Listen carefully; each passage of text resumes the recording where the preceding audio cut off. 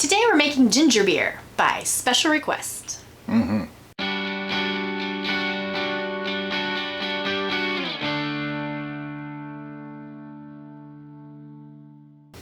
I'm Brian. I'm Derica, and you're watching City Steading. To learn to grow a brew and take control of your food, hit subscribe now. And don't forget to like our videos, comment on them, and hit the little bell icon so YouTube will know to notify you when we have something new to share. Today is ginger beer! Couple of definitions here.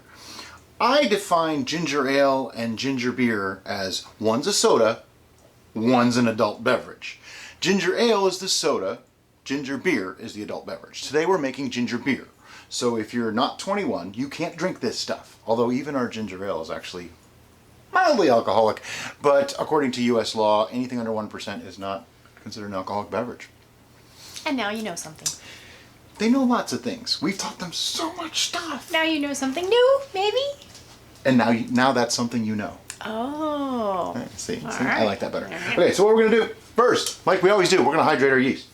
How do you hydrate yeast? Glad you asked. Put some water into a cup of some type that has been sanitized. Everything here has been sanitized. In our red bucket of sanitization. And I'm using Safale S-04 yeast. Now somebody's going to say, why are you using Safale S-04 yeast? That's an ale yeast. Right, I'm making a beer. But I'm really using it because A, I have a lot of it. I buy them 10 at a time because it's cheaper. And B, because it's a 10% tolerance yeast. So to me, that sounds about right. What I'm actually going to do, here's the grand plan. I'm going to stop this fermentation at about 5% alcohol, maybe 6. What? Yep, you heard me right. That's a future video. But I'm going to stop the fermentation. We are going to rack it, then bottle it. We're going to let them naturally carbonate. A lot of people have been asking for how to naturally carbonate. I'm going to show you. Then, once that's naturally carbonated, we're going to pasteurize it so that you get a sweet, carbonated, slightly alcoholic beverage. How much yeast? Half a teaspoon, maybe? Every yeast packet is different. I use, this has come up too. People say, oh, just use the whole packet. I don't like to use the whole packet. This is made to do 5 gallons. Sure, I can throw the whole thing in and it'll be just fine. But why waste it? To me, that is waste because this does not need that much to get going. It's not a high gravity brew. So I just use enough to make it work. But anyway, a lot of people like to do things crazy and different, and it's okay. As long as you don't hurt yourself or hurt anything or make bad brews, doesn't really matter. So anyway, we are hydrating our yeast, right? And you can see it's starting to drop down in there. I'll give it a little stir. So while we do the rest of the things, we do this.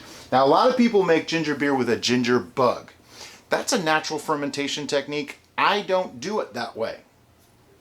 That does not mean that way is the wrong way. No, it's not at all. Or that our way is the wrong way. It just means they're 2 different ways. I'm showing you a very simple, easy way, and if you're already a brewer, you already have most of the things you need. Now, the yeast, let me just say this. I normally do this with bread yeast. Today I'm using S-04 because I have a lot, like I said, and because the bread yeast is in the fridge. And I can't get to the fridge right now because the camera's blocking it, and I don't feel like moving everything to get it all going again. So, today we're going to use S-04. Just showing you, sometimes these things are interchangeable. So if you're in a part of the world where you can't get brewer's yeast, don't worry about it. Use bread yeast. It'll be just fine. So while that's hydrating, we're going to start our ginger, I call it a tea, because really that's what it is. I make a lot of teas. But anyway, what we have is 2 ounces of grated ginger. You'll notice there's some brown specks in there because I'm lazy and I don't like to peel it. So this was freshly grated. Yeah. By Brian. Yeah. I saved you the filming. torment of watching it. I had to put on a scale nail glove and the whole thing, and yeah. But anyway, I'll show you the glove sometime. So this is 2 ounces of freshly grated ginger, not powdered, not dried, real fresh ginger. It smells awesome, by the way, if you like ginger. It does. And I'm going to put that into a pot and get it all out because it's sticky. See? Okay, so that's all in there. Next, I'm going to add a lemon. The lemon's not absolutely mandatory. It just adds a little bit of acidity, a little bit of brightness, and I'm going to cut myself if I do it in my hand. So, in an effort to not do that, cut it here. And I'm gonna use the juice, so I'm squeezing it in. Don't worry about the seeds. You can pull them out if you really want to, but we're making a tea here. It's not gonna be that big of a deal. We're gonna be straining this, yeah. So it doesn't really matter. But you do want to get as much of the juice out as you can. Not in your eyes. That's why I squint when I do this. It burns. I don't want to get Derica either. It doesn't burn as bad as jalapeno juice in your eye. I actually wouldn't know. Well, actually, yeah, I do know. Derica had that happen recently. If that ever happens to you. Milk. Milk. It's good for the body. And the eyes. Alright. Now we're going to pour some water in here. Before she pours all that water in there, I don't want to pour all the water in. Because we got to think ahead now, right? We're going to heat this up, but in order to add yeast later, what do we need to do? It needs to be below 110 degrees, right?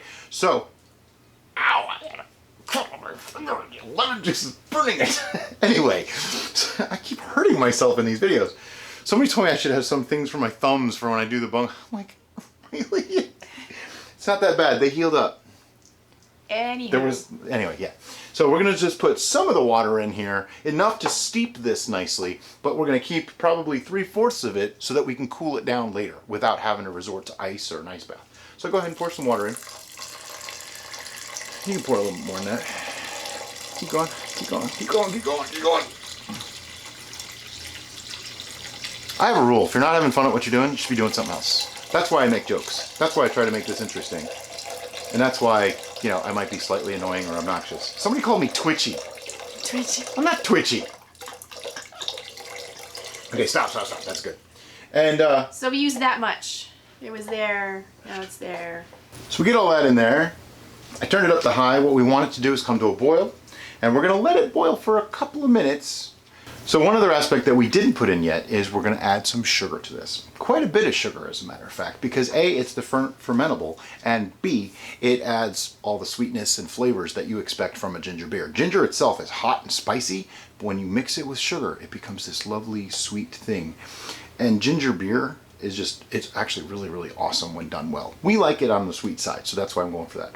What I'm actually shooting for is a 1.090 specific gravity. If you have no idea what I mean by this gravity talk, watch that video. So the way I'm going to do that is 2 pounds of sugar into this 1 gallon of brew, right? Okay, because it's 0.046 points, well, 46 points or 0.046 gravity for every pound of sugar in every gallon of brew.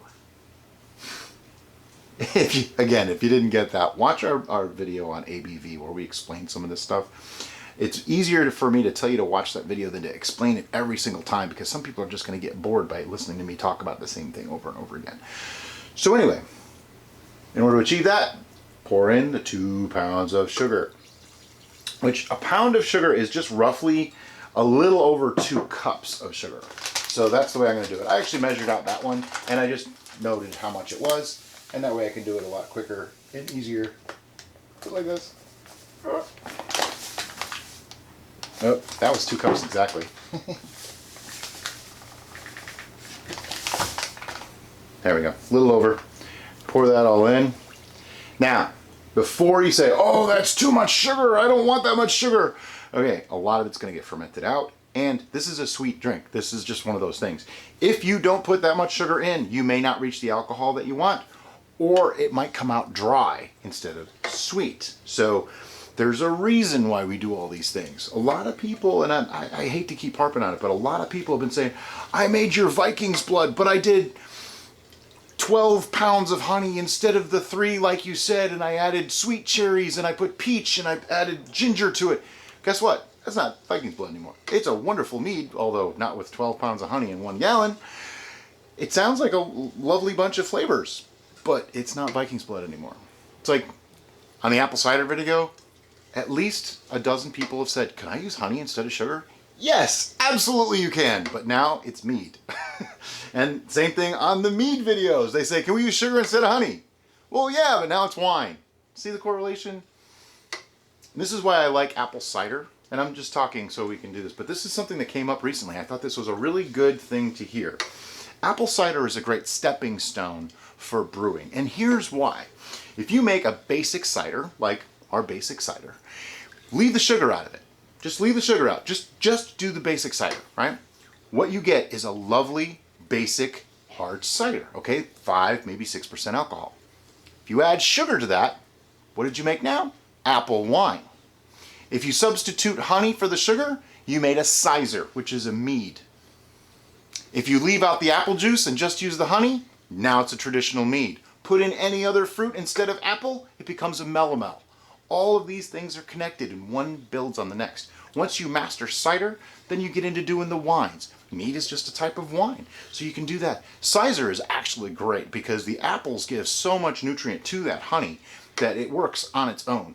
Another great thing that a lot of people need to understand is this. It's really hard to mess these things up once they get going.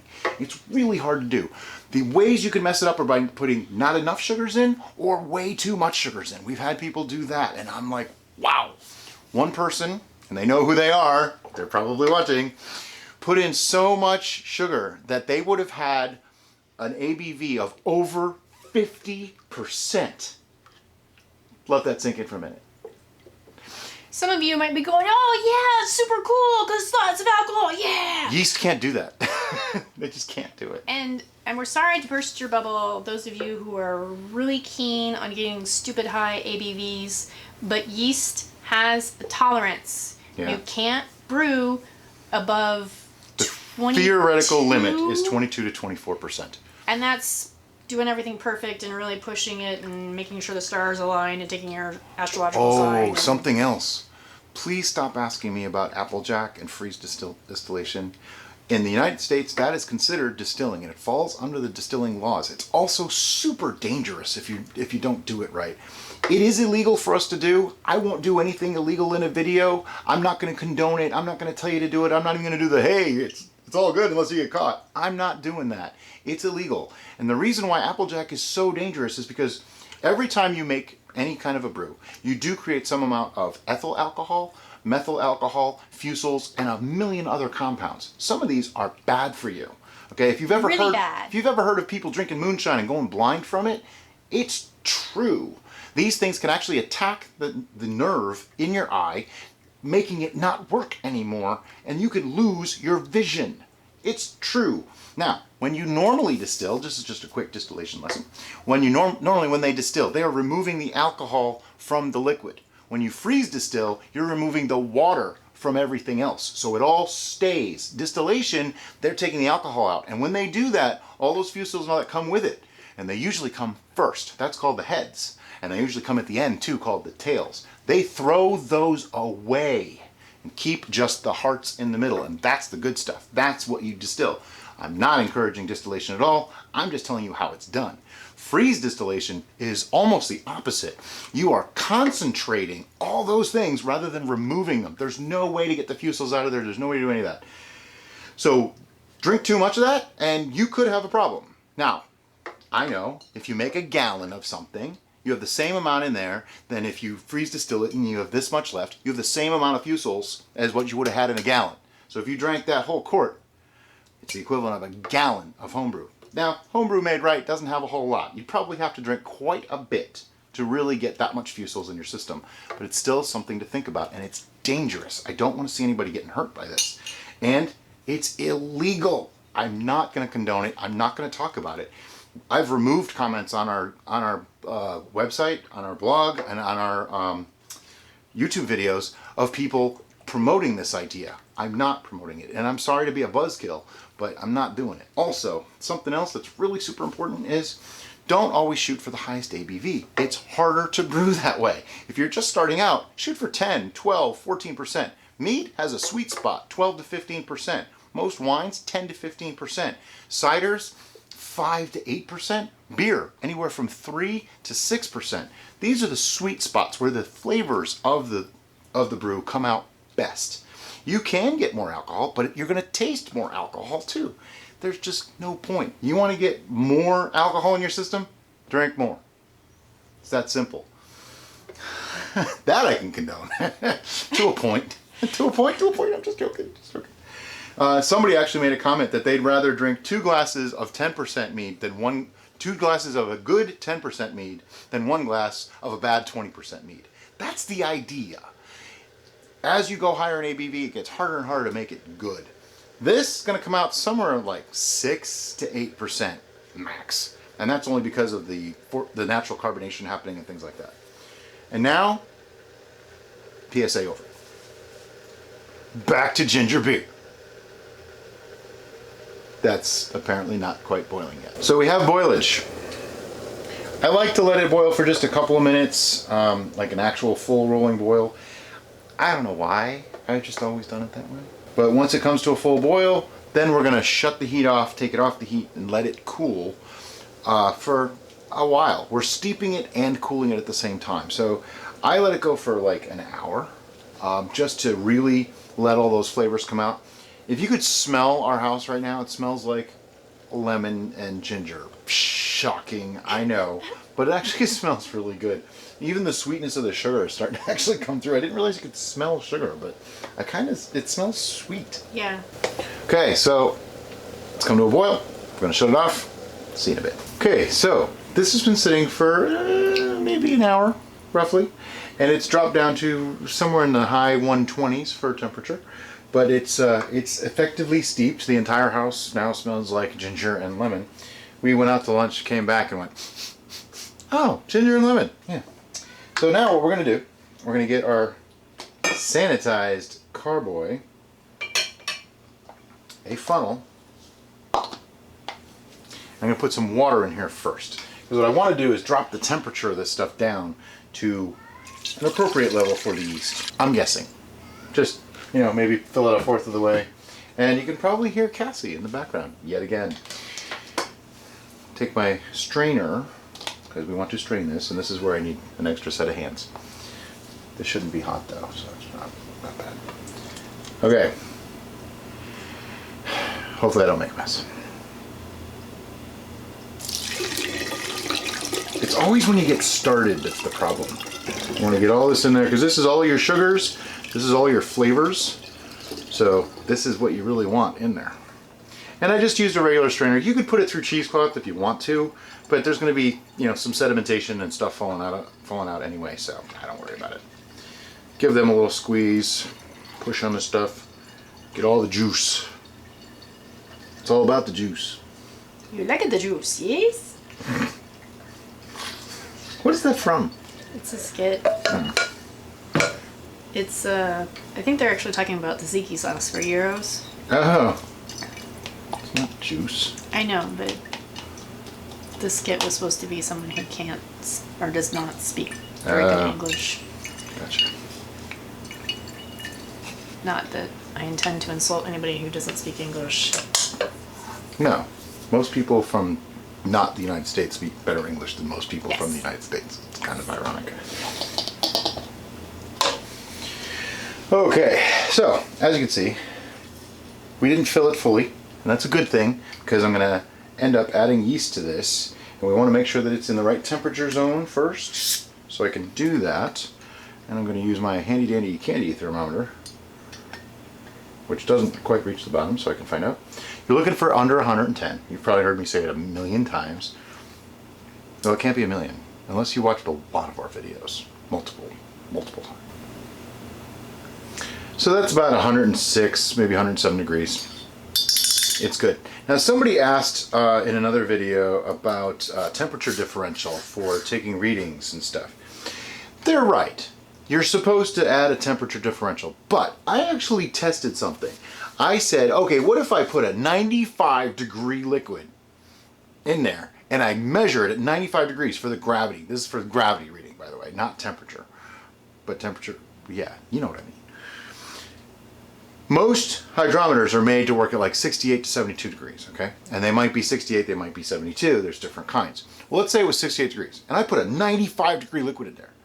The actual adjustment was 5 points, 0.005 gravity, which equates to like 0.6 ABV in the end. I'm thinking when I'm trying to read it as it's bobbing around and where's the exact line of the reticle of the water, there's more inaccuracy there than in adjusting for temperature. I mean, realistically, 11%, 12%, does it change my day? No, not at all. So I don't really worry about it. You can be more accurate if you want to and use the temperature adjustments and all that. I just like to make it simple. It just gives me a rough idea of where to that. Also, it's in the plus side, not negative. So it's actually a higher gravity because of the temperature, not lower. So it gives you more alcohol for all of those of you that like to have more alcohol. Anyway, so this is a safe temperature for me to put my yeast in. We have our hydrated yeast. I'm going to put it in. Because I didn't shake this up, put a little more water in there, stir it around. Should be good now. There we go. See? No yeast in there. Okay. So we have that. I have a bung. Do you want to put more in? I want to get oxygen in it. Oh, right. Shake, shake, shake. Shake, shake, shake, shake your bochet. Right? Somebody said that. And I won't Which be was hysterical, by the way. I won't be burning my thumbs today. It's just lukewarm. And I'm shaking this up, as we always do, to get oxygen in there and to make sure that everything's fully immersed in that liquid. Okay? We want all of our yeast, we want our sugars, we want everything to be fully homogenized in there. Alright. Yeah, no comments. Somebody's gonna.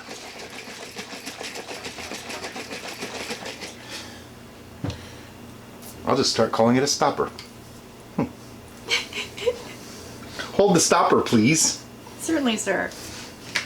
Now I'm going to add the rest of my water, and then I'm going to take a reading and mix it up. Now you don't want to fill it too far, just like always. We want to have a little bit of headroom. Something like that. If I want another ½ inch, I'd be in the danger zone where it gets on your shoes. That's a whole other story. Put the stopper back in. A little more oxygen in there. I'm trying not to foam it up too much because I do have to get a reading on this. Please hold the stopper for me. Okay, now some of you might have noticed I have a new graduated cylinder. Somebody made me say this now. This is 100 milliliter versus the honking ginormous 250 milliliter that I had. I like this one better. Why? Because it only takes 3.5 of these to fill up versus like 42. If you were like us and got the set the chef-assed one that came with the really big one, if you go to our new improved shop on our website, you will find this exact cylinder for sale there. It's like $7. So remember, we're looking for about 1090 for our gravity on this, because we want this to get to a certain level, but we don't want it to be, you know, crazy high alcoholic levels and all that kind of stuff. So take the hydrometer. Now there was some questions on hydrometers. On the hydrometer, on mine anyway, I see bricks at 60 degrees Fahrenheit. That's where this one's calibrated to, 60, not 68. And then there's a potential alcohol by volume. Don't go by that one. That doesn't really help you. The bricks, you can use that, but you have to convert everything. I don't use bricks. I use the SPGR at 60F. SPGR means specific gravity. So I'm going to drop this guy in. Hope I don't overflow it. I did not. Oh, and look at that. When it stops. 1084. I'll take it. Close enough.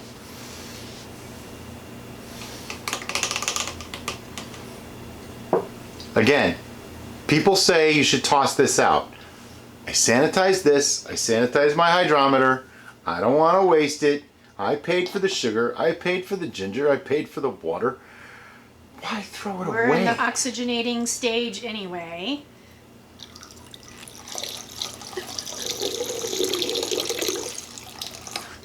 Whoops. What'd you say? Okay, so I wasted a little bit of it. Oh, that's kind of funny. If he worked at one of those fancy restaurants where they do the ridiculous pour thing, yeah, that's what I was trying to do. He would fail. Hey, I never said I was.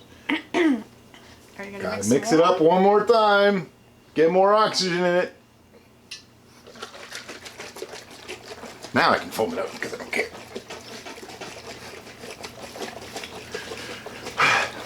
This is the fun part. This is where having children would come in handy.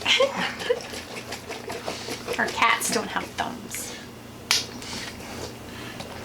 Not sure our cats would do what we wanted them to.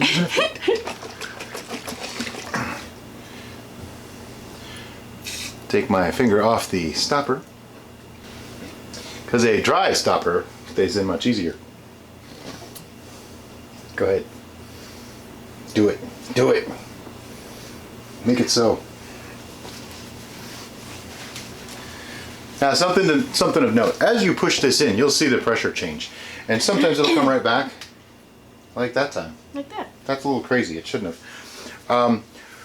We've had some people that talked about where it was going up the other side. If you put a warm liquid in here, as it cools, the pressure actually becomes less. So the outside pressure is higher than in here. It'll actually force that liquid out just like it's doing right now.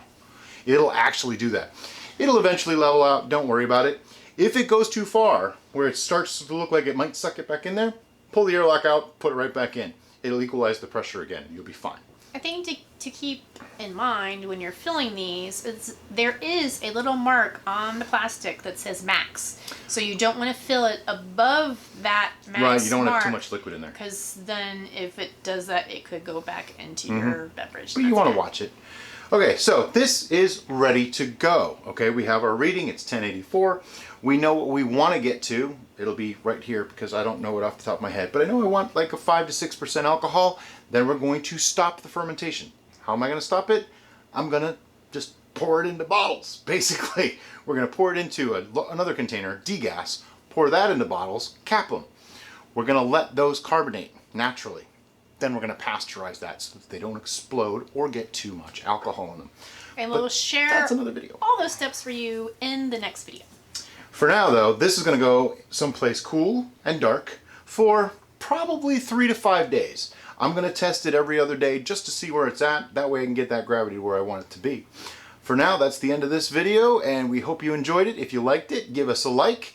And if you learned something, give us a like. Make sure you give a comment down below. We do respond to them every single day. And that's all I got. Thanks for watching, guys. Bye-bye. Have a great day. Hey, everybody. Thanks for watching. Don't forget, if you want to learn to grow and brew and take control of your food, hit the subscribe icon down below, and don't forget to hit that little bell. That way you get notified of everything we do. And if you really like what we do, consider becoming a patron. Information in the descriptions of all of our videos. Thanks, guys. Have a great day.